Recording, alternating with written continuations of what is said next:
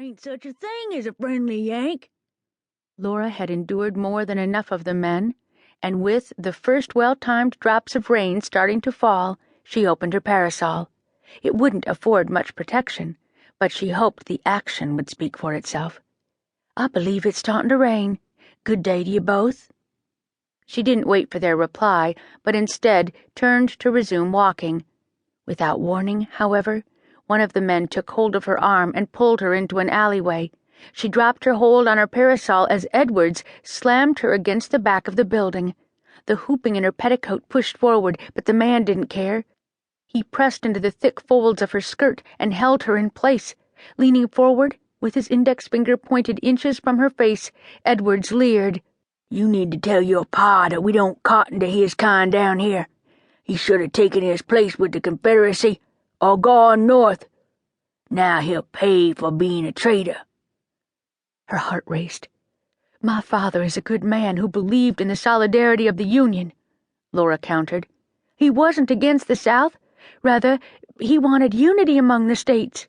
"He chose his side, same as the rest of us," Mr. Riley said, moving closer. "He figured there was more to profit with the Union, that's all." "That's a lie," Laura proclaimed. She tried to move, but Edwards pushed her back again. "Maybe your pa needs a different kind of lesson. Maybe he won't listen to a simple message." Laura began to tremble. She could smell whiskey on the man's breath as he leaned in closer. "Maybe you uppity Yankee girls need an old-fashioned lesson in manners." "I was thinking the same of you, Mr. Edwards. There was a time when you conducted yourself in a gentlemanly manner. I see that day is gone." "The war changes things," he said, leaning forward as if to kiss her. Laura turned her head to the right, only to have the man take hold of her face and forcibly pull it back. Laura squirmed uncomfortably, wondering if she should scream for help. She didn't have to wonder long, however. 2 men from the 28th Regimented Infantry called out. "What's going on here?" one of the men asked as they approached. Edwards released her with a scowl. Laura knew the only people hated more than Union supporters were the Yankee colored troops. Those who fought for the South found it an insult to be subjected to their authority. "You boys need to mind your own business," Riley said. "Ain't no war going on now, or ain't you all heard?" Edwards laughed.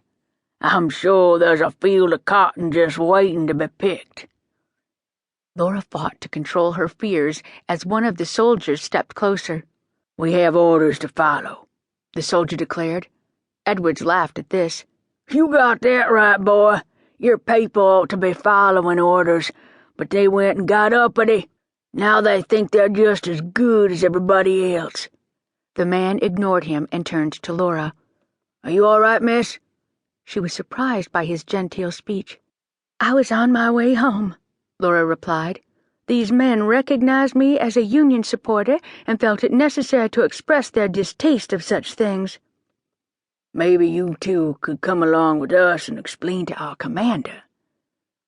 "Who's gonna make us?" Edwards asked.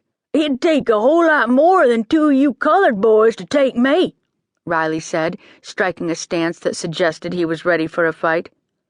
"Maybe you boys need a real man to teach you a thing or two," Edwards added. The soldiers said nothing, but something about their bearing changed. Laura sensed they were more than willing to take on the 2 older men. Apparently, Riley realized the same thing. "I think they're itching for a fight," he grinned. "Well, so am I. I didn't kill enough of you boys in the war. It's mighty obliging of you to give me a second chance." Mr. Edwards started to take off his coat, and one of the soldiers leveled his rifle. This caused Riley to put out his hands to stop Edwards. "They ain't worth the effort. They won't fight like real men," Riley said. He punched his friend on the shoulder. "Let's get out of here." Mr. Edwards muttered a string of curses and insults on the men before spitting at them. "You darkies should learn your place, but I ain't got the time to teach you."